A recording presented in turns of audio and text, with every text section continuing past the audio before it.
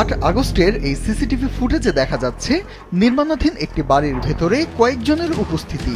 ভুক্তভোগীর দাবি, বাড়ি নির্মাণকে কেন্দ্র করে চাঁদাবাজির ঘটনারই অংশ এটি।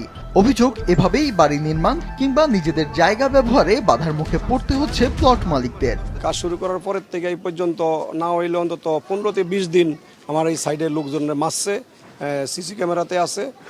আবার একবার লোকজনরে মাইরা জিনিসপত্র, টুকরা রড, যন্ত্রপাতি এগুলো নিয়ে গেছে। পুলিশের সামনে তারা আমাদের লোকজন মারে, মাইরা নামিয়ে দেয়। তাহলে আমরা কি বুঝি, পুলিশ কি আমাদের নাকি ওদের, আমরা এটা বুঝতেছি না। কোথাও আবার ভবন নির্মাণের জন্য জায়গায় বাউন্ডারি দেওয়াও যাচ্ছে না, অনেকেই নিজের জায়গায় ঢুকতেও পারছেন না। এই এলাকায় বাড়ি নির্মাণের সময় নিয়মিতই চাঁদা দাবি ও হুমকির মুখে পড়তে হচ্ছে তাদের। আমরা যখনই কাজ করতে আসি, অন্যান্য দখলদার যারা আছে, চাঁদাবাজ যারা আছে, তারা এসে আমাদের হামলা করতেছে, কাজ করতে দিচ্ছে না। এই প্লটে যখনই কাজ করতে আসি তখনই বাধা দেয়।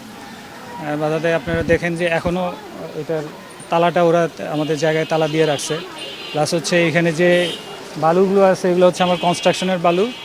ইট ছিল এক ট্রাক ইট নিয়ে গেছে। এসব অভিযোগ তুলে ধরতেই সংবাদ সম্মেলন করে সম্প্রসারিত রূপনগর আবাসিক এলাকা মালিক সমিতি। সংগঠনটির অভিযোগ, দীর্ঘদিন ধরে এসব ঘটনা ঘটলেও কার্যকর প্রতিকার মিলছে না, এমনকি পুলিশ মামলাও নিচ্ছে না। জমি দখলের পাশাপাশি নতুন করে প্লট মালিকদের কাছে স্থাপনা নির্মাণের সময় শুরু হয়েছে চাঁদাবাজি।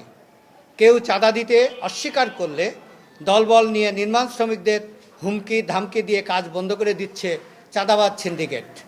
এমনকি রূপনগর থানা থেকে পুলিশ এনেও কাজ বন্ধ করে দেওয়ার ঘটনা ঘটেছে। এসব অভিযোগ বারবার এড়িয়ে গেছেন রূপনগর থানার ওসি।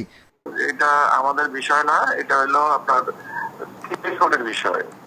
চাঁদাবাজি ও হুমকির অভিযোগের প্রতিকার এবং নির্বিঘ্নে নির্মাণ কাজ শেষ করার দাবি জানিয়েছেন ভুক্তভোগীরা। ফাহিয়ান হামিম, মাছরাঙা সংবাদ, ঢাকা।